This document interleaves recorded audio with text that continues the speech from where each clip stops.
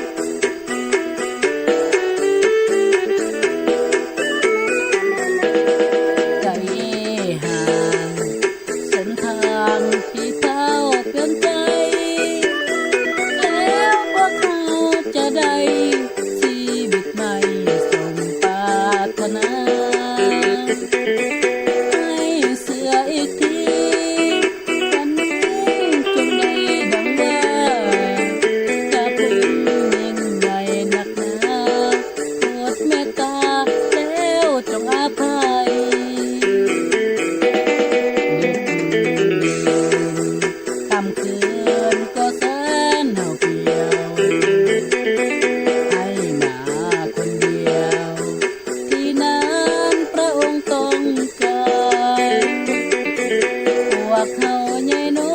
ยจิตใจเลื่อนลอยยังทรมานลืมคำมันลืมคำที่พระองค์ให้ข